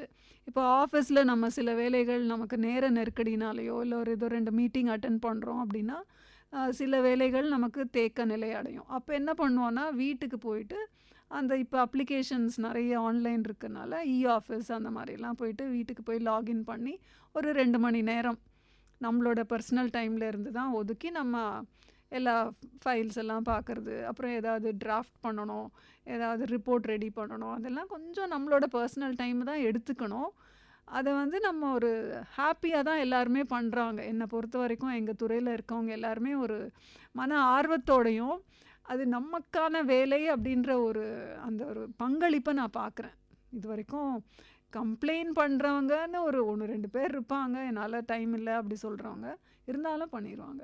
கண்டிப்பாக. ஏன்னா வேலைன்றதோட அது பொறுப்பு அப்படின்னு யோசிச்சு எல்லாம் செய்கிறீங்க. மேம் ரீசெண்டாக பார்த்தோம் அப்படின்னா வந்து இந்த ப்ரெடிக்ஷன் அப்படின்றது வந்து ரொம்ப சேலஞ்சிங் ஆகிடுச்சு இல்லையா மேம்? ஏன்னா இப்போது காலநிலை மாற்றத்தினால வந்து முன்ன மாதிரி இந்த தேதியில் தான் வந்து பருவமழை ஆரம்பிக்கும், இல்லை இப்படி தான் பருவங்கள் இருக்கும் அப்படின்றதே இப்போ சொல்ல முடியாத அளவுக்கு ஆயிடுச்சு. அன்எக்ஸ்பெக்டட் ரெயின்ஸ் நிறைய வருது. அதை போல் வந்து வெப்பநிலையும் வந்து ரொம்ப அதிகமாக இருக்குது. மழை வந்தாலும் நீங்கள் முன்னாடியே சொல்லியிருந்தீங்க 4 நாளில் பெய்ய வேண்டிய மழை ஒரே நாளில் கொட்டி தீர்த்துருது. அப்போ நமக்கு எவ்வளோதான் முன்னெச்சரிக்கை நடவடிக்கை எடுத்திருந்தாலும் வந்து அதை ஹேண்டில் பண்ணுறது வந்து ஒரு நாள் 2 நாள் ஆகுது நம்ம இயல்பு நிலைக்கு திரும்புறதுக்கு. ஸோ இதுக்கெல்லாம் காரணம் என்ன மேம்? நம்ம வந்து இயற்கையை வந்து போற்றி அதை வழிபடணும்னா அதுக்கான உரிய மரியாதையை தரணும். நம்ம இயற்கை வந்து முன்னாடி இருந்த மாதிரி இப்போ இல்லவே இல்லை. அது திரும்பவும் அதே நிலைக்கு கொண்டு போக முடியுமான்றதே ஒரு பெரிய சவாலாக இருக்குது. இதை சேம் அந்த வேர்ல்டு மீட்லாஜிக்கல் ஆர்கனைசேஷனும் இதை வந்து குறிப்பிட்டு சொல்லியிருக்காங்க. என்ன சொல்லியிருக்காங்கன்னா, இது ஒரு தவிர்க்க முடியாத அச்சுறுத்தலாகவே மாறிடுச்சு இந்த காலநிலை மாற்றங்கள். அப்போ இந்த மாதிரி ஒரு மாற்றங்கள்னால நம்ம வந்து எக்ஸ்ட்ரீம் வெதர் ஈவெண்ட்ஸ் ஃபேஸ் பண்ண வேண்டிய கட்டாயத்தில் இருக்கும். அப்படி இருக்கும்போது எல்லா பயன்தாரர்களும் வந்து இதனால இங்கே நாங்கள் என்ன பண்ண முடியும், இதில் எங்களோட பங்களிப்பு என்னன்றதெல்லாம் நம்ம கேட்டு அதற்கேற்றபடி தான் நம்ம வந்து நம்மளோட அப்ரோச்சை மாற்றிக்கணும். மோஸ்ட்லி இப்போ என்ன நம்ம பண்ணிட்டோம் அப்படின்னா நீர்நிலைகள் எல்லாம் வந்து குறைச்சிட்டோம், அங்கெல்லாம் வீடு கட்டிட்டோம். நம்மளே பார்த்தோன்னா மலை பிரதேசங்கள்லாம் கூட அதெல்லாம் குறைஞ்சு வீடு கட்டியாச்சு. எங்கெல்லாம் நீர் வந்து அதோட பாதையில் போகணும்னு நம்ம நினைக்கிறோமோ அங்கெல்லாம் நம்ம வந்து அதற்கான தடைகளை உருவாக்கிட்டோம். அதனால வந்து நிச்சயமாக வந்து இதெல்லாம் வந்து மாற்றங்களை ஏற்படுத்தி இருக்கு. நம்ம திரும்பவும் அதே மாதிரி ஒரு நிலைக்கு கொண்டு போக முடியலை இயற்கையை அப்படின்னாலும் முடிஞ்ச வரைக்கும் நம்ம வந்து இயற்கையை போற்றி அதற்கான என்ன நம்ம செய்யணுமோ மாசுபடுத்துறதை தவிர்க்கலாம், குப்பைகள் நிறைய போடாமல் நீர்நிலைகளை நம்ம பாதுகாக்கணும், புதுசாக நம்ம நல்லா அதை உருவாக்கி செப்பனிட்டு இதெல்லாம் பண்ணணும். இயற்கை வளங்களை பாதுகாக்கணுன்ற ஒரு குறிக்கோள் நம்ம எடுத்துக்கிட்டோம்னாலே நம்மளால முடிஞ்ச ஒரு பேருதவியாக இருக்கும் அது. முன்னாடி வந்து ஒரு மாநிலத்துக்கு இப்படி தான் வெதர் இருக்கும் அப்படின்னு நம்ம நினச்சிட்டு இருந்தது. நம்ம டெக்கான் பிளாட்டூனா நம்ம இங்கே இருக்கிற ஸ்டேட்ஸுக்கு ஒரு மாதிரியான வெதர் இருக்கும். நம்ம நார்த்து போக போக வேறு மாதிரி வெதர் கண்டிஷன்ஸ் மாறிக்கிட்டே போகும். இப்போ ராஜஸ்தான்னா அதனுடைய டெம்பரேச்சர் வேறு மாதிரி இருக்கும், டெல்லின்னா நமக்கு தெரியும் நார்த் ஈஸ்ட் வேறு மாதிரி இருக்கும். ஸோ அப்படி ஒரு மாநிலம் இப்படி இருக்கும் அப்படின்றது போக இப்போ ஒரு மாவட்டத்துக்கு அப்படின்னு கணிக்க ஆரம்பிச்சிட்டோம். இப்போ தமிழ்நாட்டில் இந்த மாவட்டம் தான் அதிக வெயிலை வந்து ரெக்கார்ட் பண்ணியிருக்கு அப்படின்னு போயிட்டுருக்கோம். இப்போ அதையும் தாண்டி இன்னும் குறுகி அதை விடவும் இன்னும் மைக்ரோ லெவலில் நம்மளால் ப்ரெடிக்ட் பண்ண முடியுமா மேம்? அதற்கான முயற்சிகள் தான் நம்ம பண்ணிகிட்ருக்கோம். பிளாக் லெவலில் ப்ரெடிக்ஷன்ஸ் கொடுக்கறதுக்கெல்லாம் அக்ரோமெட்டில் கொடுத்துட்ருக்கோம். விவசாயிகளுக்கு பிளாக் லெவல் ஃபோர்காஸ்ட்லாம் கொடுக்குறோம். நீங்கள் சொன்ன அந்த பாயிண்ட் தான். முன்னாடி வந்து ஒரே விதமான தட்பவெட்ப நிலை இருந்த இடங்கள் வந்து மாறி இருக்குது. இப்போ பெங்களூர்னு ஒரு இடம் எடுத்துக்கிட்டிங்கன்னா முன்னாடிலாம் ஃபேனே ரொம்ப அரிதாக தான் யூஸ் பண்ணுவாங்க. ஆனால் அங்கே இருந்தவங்க சொல்கிறாங்க ஒரு 20-25 ஆண்டுகளுக்கு முன்னாடி இருந்த ஒரு அந்த நில அமைப்பு வந்து எல்லாமே மாறிடுச்சு. மலை இடத்தெல்லாம் குடஞ்சு வீடு கட்டியாச்சு. அதனால் இப்போ டெம்பரேச்சர் ஜாஸ்தியாயிருச்சு அப்படின்னு சொல்கிறாங்க. அந்த மாதிரி தான் நிறைய இடங்களில் பண்ணுறோம் நம்ம. அண்ட் இன்னொன்றும் முன்னாடியெல்லாம் ரொம்ப குளிர் பிரதேசங்கள்லாம் இப்போ அந்த வெப்பநிலை வந்து அவ்வளோ குறைச்சலாக போகிறதில்ல. அதுவும் ஒரு காலநிலையினால நம்ம பண்ணுற ஒரு மாற்றங்கள்னால தான் இந்த மாதிரி சேஞ்சஸ் இருக்குது. ஸோ குளிர் வந்து அட்வர்ஸ் குளிருக்கு போகிறது இல்லையா மேம்? சில இடங்கள்லாம் வந்து இப்போ ஃபார் எக்ஸாம்பிள் ஒரு பர்டிகுலர் இடத்துல 10 நாட்கள் வந்து அந்த குறைந்தபட்ச வெப்பநிலை வந்து 10 டிகிரியை விட குறைச்சலாக இருக்கும்னு முன்னாடி காலநிலை தரவுகள் இருக்குன்னா, இப்போ அதே இடத்துக்கு குறைந்தபட்ச வெப்பநிலை 10 நாட்கள்லேருந்து அது ரொம்பவே கம்மியாக இருக்குது. அதாவது அதிகபட்ச வெப்பநிலையும் ஜாஸ்தியாக போயிட்டுருக்கு, அதிகமாயிட்டிருக்கு. குறைந்தபட்ச வெப்பநிலை ரீச் ஆகிற தினங்கள் குறைஞ்சிட்டு வருது. நான் என்ன நினச்சேன்னா அது எப்படி அதிகமாகுதோ அதை போல் குளிரும் வந்து ரொம்ப குறைஞ்சிக்கிட்டே போகும். அப்படி இல்லை, அங்கேயும் வெப்பநிலை ஜாஸ்தி ஆயிட்டு இருக்கிறதுனால எத்தனை நாட்கள் ஒரு இடத்திற்கு குறைந்தபட்ச வெப்பநிலை 10 டிகிரியை விட குறைவா இருக்கும்னு பாத்தீங்கன்னா, ஒரு 20 ஆண்டுகளுக்கு முன்னாடி அது 20 நாட்களா இருந்திருக்கும். ஆனா இப்ப பாத்தீங்கன்னா அது ஒரு 5 நாட்கள் 6 நாட்கள் தான் அந்த மாதிரி வருது. அப்பனா என்ன, வெப்பம் அடைதல்னால குறைந்தபட்ச வெப்பநிலை கூட இப்ப அதிகமாயிட்டு இருக்கு. மனிதர்கள் அதிகம் இருக்கிற இடத்துல வந்து நம்ம இந்த காலநிலை மாற்றத்துக்கு காரணம் வந்து நம்ம நினைக்கிறோம் பொல்யூஷன் அதிகமாகுது, அதனால வெஹிக்கிள்ஸ் நிறைய யூஸ் பண்ணுறோம், ரெஃப்ரிஜரேட்டர் மாதிரி நிறைய சாதனங்கள் பயன்படுத்துகிறோம், இதனால நமக்கு இந்த பிரச்சனை இருக்குன்னு நமக்கு புரியுது. பட் திடீர்னு வந்து காட்டு தீயெல்லாம் ஏற்படுது இல்லையா மேம்? அது பல ஏக்கர்களுக்கு அது காடாக தான் இருக்குது. அங்கே வந்து மனிதர்களே உள்ளே போகாத காடில் கூட காட்டு தீ திடீர்னு ஏற்படுது. அதுக்கு என்ன காரணம்? அது வந்து அந்த இலைகள் எல்லாம் உலர்ந்து போகின்றன இல்லையா, அந்த உலர்ந்த இலைகளோட அங்கே சில கெமிக்கல்ஸ் உருவாகும். இந்த கெமிக்கல்ஸோட உராய்வுனால வந்து உங்களுக்கு தானாவே தீப்பற்றக்கூடிய ஒரு நிலை ஏற்படும். அது நம்ம யாரும் போய் தீ வைக்கலனாலும், எக்ஸாம்பிள் சல்ஃபர் அந்த மாதிரிலாம் சில கெமிக்கல்ஸ் உருவாகிறதுனால அந்த கேஷியஸ் கம்பஷன்னால உங்களுக்கு காட்டு தீ ஏற்படுது. அப்போ அதுக்கும் இந்த வெப்பநிலை உயர்றதுக்கும் சம்மந்தம் இல்லை? ஓகே. இப்போ ஒருவேளை அந்த மாதிரி காட்டு தீ ஏற்படுறதுனால நம்மளோட வெப்பநிலை அதிகமாகுமா மேம்? ஏன்னா அது மாத கணக்கில் எரிஞ்சுக்கிட்டே இருக்கு இல்லையா? ஸோ அதனால வெப்பநிலை அந்த பகுதியில் நிச்சயமா வெப்பம் அதிகரிக்கும் காணப்படும். அதனால உலக வெப்பமயம் அடையுதான்றது ஆராய்ச்சி பண்ணி தான் பார்க்கணும். Okay ma'am. பொதுவாகவே கொஞ்சம் வருடங்களாக வந்து எல்லாருக்குமே ஒரு பயமுத்துற விஷயமா இருக்கிறது என்ன அப்படின்னா, நம்மளுடைய பனிமலைகள்லாம் வந்து கரையுது, அதனால கடல் மட்டம் உயருது. அப்போது நம்ம சென்னை மாதிரி கோஸ்டலில் இருக்கிறவங்க எல்லார் மனசுலையும் ஒரு பயம் இருக்குது. நானே ஒரு 10 வருஷமாக கேள்விப்பட்டிருக்கேன், இன்னும் கொஞ்ச நாளாக ட்ரிப்ளிகேன் இருக்காது அப்படின்னு சொல்லுவாங்க. ராயப்பேட்டையிலேருந்து தான் சென்னை ஆரம்பிக்கும் அப்படின்லாம் சொல்கிறாங்க இல்லையா?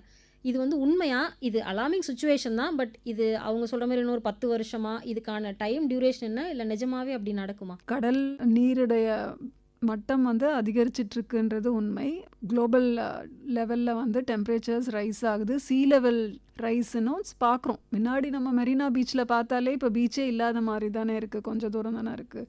இந்த ஒரு த்ரெட் இருக்குது. அது இமீடியட்டாக நடக்கலைனாலும் நம்ம வந்து அதை நோக்கி போயிட்டுருக்கோமோன்ற ஒரு பயம் எல்லாருக்குமே இருக்குது. நிச்சயமாக இத்தனை வருடங்களில் நடக்கும் அப்படின்றத ப்ரொஜெக்ஷன்ஸ் தான் இருக்குது. அது உண்மையாகவே அப்படி நடக்குமான்றது நமக்கு தெரியாது. சீ லெவல் ரைஸ் அப்படின்றது உண்மை. மேம், உங்களுடைய டிபார்ட்மெண்ட்டில் நில அதிர்வை கணிக்கிற சீஸ்மாலஜி செக்ஷனும் இருக்கா? சீஸ்மாலஜி எங்களோட ஆஃபீஸில் நாங்கள் சில அப்சர்வேட்டரிஸ் வச்சுருக்கோம். இப்போ அதை வந்து நேஷ்னல் சென்டர் ஃபார் சைஸ்மாலஜின்ற ஒரு தனியாக அதுக்கான ஒரு கட்டமைப்பு இருக்குது, டெல்லியில் இருக்குது. ஸோ எல்லா தரவுகளும் அவங்கக்கிட்ட போயிடும். அவங்க தான் அந்த ஒரு நில அதிர்வு எந்த இடத்துல வந்திருக்கு அப்படின்னு குறிப்பிட்டு சொல்கிற ஒரு ப்ராசஸிங் எல்லாம் அவங்க பண்ணுவாங்க. தமிழ்நாட்டில் சேலமில் இருக்குது. மேம் இப்போ பொதுவாக இந்த நில அதிர்வு அப்படின்னு எடுத்துக்கிட்டாலே இப்போ மழையினுடைய ஃபோர்காஸ்ட் மாதிரி இது வரைக்கும் முன்கூட்டி நில அதிர்வு வரப்போகுது அப்படின்னு கேள்விப்பட்டதே இல்லை. இது வரைக்கும் அதுக்கான அஃபிஷியலாக நம்ம முன்கூட்டியே நில அதிர்வு சொல்கிறதுக்கான டெக்னாலஜி இன்னும் வளரலை. பெரிய பெரிய நாடுகள் கூட அதுக்கெல்லாம் நிறைய செலவு பண்ணி ஆராய்ச்சி பண்ணியிருக்காங்க. ஆனால் அது வெற்றி அடையலை. எப்போவுமே நில அதிர்வுனா வந்ததுக்கப்புறம் தான் இத்தனை ரெக்டார் இருக்குது அத்தனை ரெக்டார் இருக்குன்னு நமக்கு தெரிய வருதே ஒழிய வரப்போகுது கவனமாக இருங்கன்ற நான் கேள்விப்பட்ட வரைக்கும் ஜப்பான் மாதிரி நாடுகளில் தானே நில அதிர்வுகள் மிக அதிகம். அவங்களும் இதற்காக நிறைய ஆராய்ச்சிக்காக செலவு பண்ணி கடைசியில் இதை சொல்ல முடியலையே அப்படின்ற ஒரு கன்க்ளூஷனுக்கு வந்ததாக தான் நான் இங்கே படிச்சிருக்கேன். ஸோ இப்போ நில அதிர்வை நம்மளால் முன்கூட்டி கணிக்க முடியாது. அப்படின்னும் போது அப்போது சுனாமி மாதிரி ஒரு பேரிடரெல்லாம் நம்மளால் கணிக்கவே முடியாது இல்லையா மேம்? அட்லீஸ்ட் நில அதிர்வு வந்த உடனே இந்த இடத்துல சுனாமி வருமா அப்படின்றத கணிக்கிறதுக்கு இப்போ இன்காய்ஸ்ன்ற ஒரு நிறுவனம் இருக்காங்க ஹைதராபாத்தில். ஆனால் நில அதிர்வு வந்த உடனே தான் இதை பார்த்து சொல்ல முடியுமே தவிர இந்த இடத்துல நில அதிர்வு வரும், இதன் காரணமாக இந்த இடங்கள்லாம் சுனாமி போன்ற பேரலைகள் வரும் அப்படின்னு இப்போ சொல்லவே முடியாது.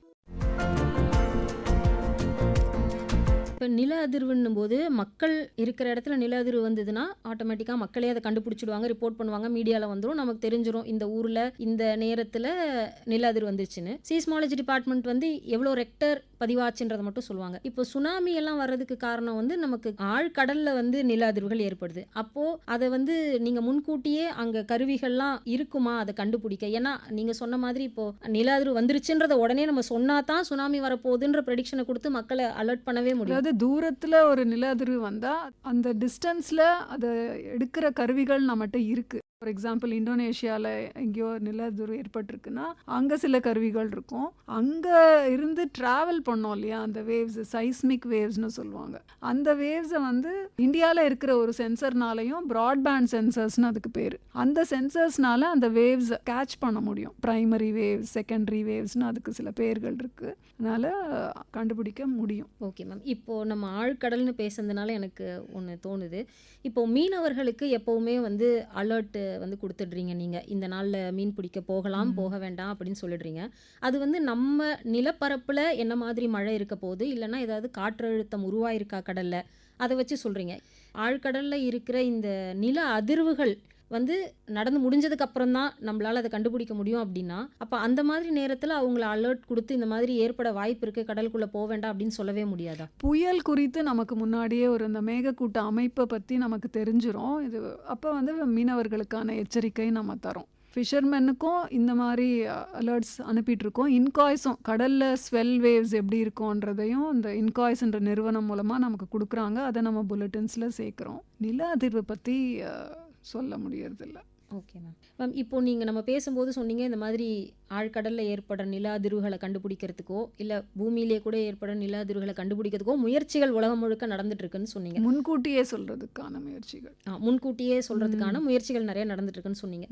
அதை மாதிரி இந்த மீட்டரலஜி ஃபீல்டில் வேறு என்னென்ன ஆராய்ச்சிகள் உலகம் முழுக்க நடந்துட்டுருக்கு மேம்? மேகங்களை பற்றியும் மேகத்துக்குள்ளே நடக்கிற ப்ராசஸ் பற்றியும், தண்டர்ஸ்டார்ம் ஆக்டிவிட்டீஸ் வர்றது, கிளவுட் பர்ஸ்ட்னு சொல்கிறோம் இல்லையா, ஒரு குறிப்பிட்ட இடத்துல மிக குறுகிய காலத்தில் மிக அதிகமான மழை பெய்கிற ஒரு ப்ராசஸ்ஸு, காலநிலை மாற்றங்கள், அப்புறம் புயலினுக்குள்ளே அதாவது என்ன மாதிரி ப்ராசஸ் அதுக்குள்ளே நடக்குது, ஒரு புயல் உருவாயிருக்கு, உருவாகும்போது என்ன மாதிரி ஒரு எனர்ஜி சேஞ்சஸ் வருது, அந்த மாதிரி நிறைய ஆராய்ச்சிகள் பண்ணிகிட்ருக்காங்க. இந்த துறை வந்து துல்லியமாக போக போக போக போக நிறைய ஆப்பர்ச்சுனிட்டிஸில் இருக்குது. மான்சூன் பற்றி, வடகிழக்கு பருவமழை, தென்மேற்கு பருவமழை, அவங்கவுங்க கண்ட்ரி. ஃபார் எக்ஸாம்பிள் நம்ம இந்தியாவை பொறுத்த வரைக்கும் நமக்கு என்னெல்லாம் இயற்கை பேரிடர்கள் வரும், heat wave, cold wave, lightning, thunderstorm, இதெல்லாம் நம்ம சொல்கிறோம். ஃப்ளட்ஸ், இதை குறித்த ஆராய்ச்சிகள் நம்ம பண்ணுவோம். நம்ம நாட்டுக்கு என்னெல்லாம்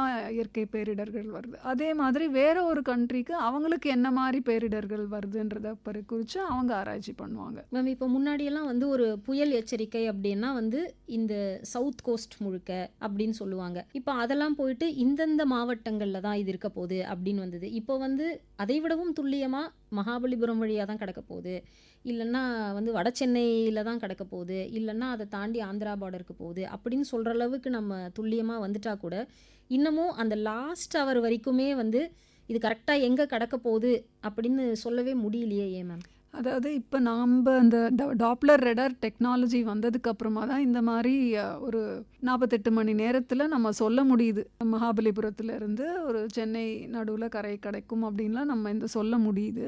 நீங்கள் கேட்குற அந்த ஒரு 24 மணி நேரத்தில் நம்மளோட ஃபோர்காஸ்ட் அக்யூரசி வந்து 20 கிலோமீட்டர் ப்ளஸ் ஆர் மைனஸ். நிறைய சைக்ளோனில் வந்து நம்ம ஆல்மோஸ்ட் சரியாக தான் சொல்கிறோம். ஒரு 2 சைக்ளோனில் அந்த 20 கிலோமீட்டர் இடைவெளி இருக்குது. ஓகே மேம், எல்லா மனிதர்களுக்குமே தேவையானது உங்களுடைய துறை அப்படின்னா கூட ரொம்ப உங்கள் துறையை நம்பியே இருக்கக்கூடிய 2 துறைகள் இருக்குது. ஒன்று வேளாண் துறை, இன்னொன்று வந்து மீன்பிடி துறை. இப்போது நம்ம வெதர் கண்டிஷன்ஸ் மாறிடுச்சு, மழைகள் வேறு மாதிரி ஆயிடுச்சு, எல்லாமே அட்வர்ஸ் கண்டிஷன்ஸாக இருக்குது அப்படின்னும் போது பழைய அந்த வேளாண் முறைகளை இப்போ நம்மளால் பயன்படுத்த முடியல. இப்போ இருக்கிற வெதர் சேஞ்சஸ்க்கு ஏற்ற மாதிரி தான் வந்து அவங்க மாற்றிக்க வேண்டியிருக்கு பயிர்களை. ஸோ நீங்கள் ஏதாவது இன்புட் அவங்களுக்கு கொடுப்பீங்களா? இந்த மாதிரி பயிர்கள் தான் வந்து தாக்கு பிடிக்கும் இனிமேல் இருக்க போகிற வெதர் கண்டிஷன்ஸ்க்கு அப்படின்னு நீங்கள் அவங்களுக்கு பரிந்துரையெல்லாம் பண்ணியிருக்கீங்களா? நம்ம வந்து அக்ரோ மீட்ரலாஜிக்கல் அட்வைசரின்னு நம்ம தரோம். புல்லட்டின்ஸ் அவங்களுக்கு இஷ்யூ பண்ணுறோம். நிறைய பேருக்கு எஸ்எம்எஸ் வாயிலாக போகுது ஃபார்மர்ஸுக்கு. அவங்களுக்கு சென்று அடையிறதுக்கான முயற்சிகள் நம்ம பண்ணுறோம். அதே மாதிரி இந்த மாதிரி பேட்டர்னில் நீங்கள் பயிர்களை நீங்கள் வந்து பயிர் செய்யலாம், இந்தெந்த பயிர்களை செய்யலாம், இந்த மழை வரும் அப்படின்றதுனால பெஸ்டிசைட் ஸ்ப்ரே அவாய்ட் பண்ணுங்க. ஏன்னா மழை வர சமயத்தில் போயிட்டு அவங்க பெஸ்டிசைட் ஸ்ப்ரே பண்ணால் எல்லாம் போயிடும் இல்லையா? ஸோ அந்த மாதிரி சில அட்வைசரிஸ் கொடுக்குறோம். மற்ற அக்ரிகல்ச்சர் வேளாண் துறைகள் அவங்களுக்கு வந்து பரிந்துரைப்பாங்க நினைக்கிறேன்.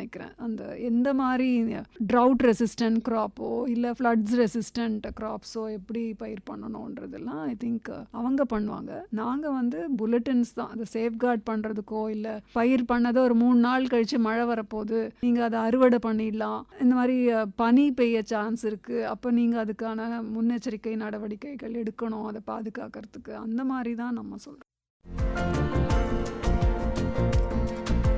உங்களை ரொம்பவே சார்ந்து இருக்கிற வேளாண் துறையை பற்றி நீங்கள் சொன்னீங்க. அடுத்தது உங்களை ரொம்ப சார்ந்து இருக்கிற துறை வந்து மீனவர்கள் மீன் பிடிக்க போகிறது. இப்போது அவங்களுடைய கிட்டத்தட்ட அவங்களுடைய வாழ்வாதாரம், அவங்களோட உயிரே வந்து நீங்கள் சொல்கிற ப்ரெடிக்ஷனை நம்பி தான் இருக்குது. அப்போது நீங்கள் வந்து எல்லா பொதுமக்களுக்கும் கொடுக்குற மாதிரி ரேடியோலையோ டிவிலையோ ஒரு ப்ரெடிக்ஷன் கொடுத்தா அவங்களுக்கு போய் சேருமான்னு தெரியாது. பொதுவாக பல நாட்கள் வாரக்கணக்கிலலாம் கூட கடலுக்குள்ளே இருந்து மீன் பிடிக்கிறாங்க இல்லையா? அந்த மாதிரி அவங்க கடலுக்குள்ளே போனதுக்கு அப்புறம் அங்கே உள்ள ஏதோ ஒரு ஆபத்து வரப்போகுது, ஒரு புயல் வரப்போகுது, இல்லை சுனாமி மாதிரி பேரலைகள் வரப்போகுது அப்படின்னு தெரிய வரும்போது இந்த மாதிரி சூழ்நிலையில் அவங்களுக்கு எப்படி இந்த விஷயத்தை தெரியப்படுத்துவீங்க? அது கோஸ்ட் கார்டு அவங்க பார்த்துப்பாங்க. அந்த புல்லட்டின்ஸ் எல்லாம் அவங்கள போய் சேர்றதுக்கு தெர் இஸ் அனதர் சிஸ்டம். நம்ம இவங்களுக்கு இன்ஃபர்மேஷன் பாஸ் ஆன் பண்ணிடுவோம். மீனவர்களுக்கு இன்ஃபார்ம் பண்ணுறதுக்கு வேறு அந்த ரேடியோ கம்யூனிகேஷன் மூலமாக அவங்க சொல்லிடுறாங்க. கோஸ்ட் கார்டு மட்டும் இல்லை, தெர் இஸ் அந்த கோஸ்டல் செக்யூரிட்டி குரூப்னு ஒரு குரூப் இருக்காங்க கவர்மெண்ட்டில். அவங்களும் வந்து நம்ம இன்ஃபர்மேஷன் டிசெமினேட் பண்ணுறதுக்கு தெர் இஸ். அப்புறம் நாப்டெக்ஸ்ன்ற புல்லட்டின்ஸ் இருக்குது. ஃபிஷர்மேன் புல்லட்டின்ஸை ஒரு ஃபிஷரிஸ்க்கு அனுப்புகிறோம் வச்சுக்கோங்க. அவங்க வந்து அவங்கள போய் ஃபிஷர்மேன்ஸ்க்கு அனுப்புறதுக்கு there is a particular frequency in which அவங்க கிட்ட போய் சென்றடையறதுக்கு government will take the measures. Coast கார்டெல்லாம் எப்போ வருவாங்க ஆக்டிவிட்டிலனா, ஏதாவது ஃபிஷர்மேன் போட்டெல்லாம் கேப்சைஸ் ஆகி எடுத்துகிட்டு வரணும் அப்படின்றப்ப அவங்க சர்வைலன்ஸ் பண்ணிகிட்டே இருப்பாங்க கோஸ்ட் கார்டு. இந்த மாதிரி ஏதாவது இன்ஃபர்மேஷன் வரும்போது அவங்க போய் அவங்கள காப்பாற்றி எடுத்துட்டு வர்ற அந்த வேலையெல்லாம் பண்ணுவாங்க. ஓகே மேம், அதுதான் கேட்குறேன். ஏன்னா கரையில் இருக்கிற வரைக்கும் அவங்களுக்கு தெரியும் உள்ளே போகணுமோ போகக்கூடாது. அவங்களுக்கு ஏதோ ரிசீவர்ஸ் வச்சுருக்காங்க, பெரிய பெரிய ஷிப்பெல்லாம் வந்து வச்சுருப்பாங்க.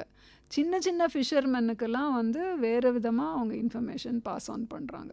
மொபைல் வச்சுருப்பாங்க, எஸ்எம்எஸ் போகும். அண்ட் ஃபிஷர்மேனுக்கே வந்து சஃபிஷியன்ட் கால புயல் அப்படின்னா முன்னாடியே நம்ம சொல்லிடுறோம்ல, 5 நாள் முன்னாடியிலேருந்து புல்லட்டின்ஸ் கொடுக்குறோம். ஸோ அதனால் நிச்சயமாக அவங்களுக்கு எப்படியோ பாஸ் ஆன் ஆகிடும். ஓகே, எனக்கு அதுதான் அவங்க உள்ளே போனதுக்கப்புறமும் ஏதோ வச்சுருக்காங்க தானே, அது பெரிய பெரிய ஷிப்ஸ்லலாம் வந்து அவங்கக்கிட்ட ரிசீவர்ஸ் வச்சுருப்பாங்க. இந்த வார்னிங்ஸ் எல்லாம் ரிசீவ் பண்ணுறதுக்கு ரிசீவர்ஸ் இருக்குது. அப்புறம் கோஸ்டல் செக்யூரிட்டி குரூப்னு ஒரு கவர்மெண்ட் ஆஃப் தமிழ்நாடுல இருக்காங்க, அவங்களும் இதெல்லாம் மானிட்டர் பண்ணுறாங்க. ஓகே மேம், எல்லா நாளுமே நியூஸில் வந்து வெதர் ஃபோர்காஸ்ட் அப்படின்னு டெஃபினட்டாக ஒரு செக்மெண்ட் இல்லாத நியூஸே நம்ம பார்க்க முடியாது. ஆனால் உங்களுக்கு வந்து கண்டிப்பாக சொல்லியே ஆகணும் அப்படின்ற தேவை, ஒரு விஷயத்தை வந்து மக்களுக்கு கடத்தி ஆகணுன்ற தேவை எப்பயாவது தான் வரப்போகுது. ஒரு மழை வரப்போகுது, இல்லைனா ஒரு காற்றழுத்த தாழ்வு நிலை உருவாயிருக்கு அப்படின்னா தான் வரப்போகுது.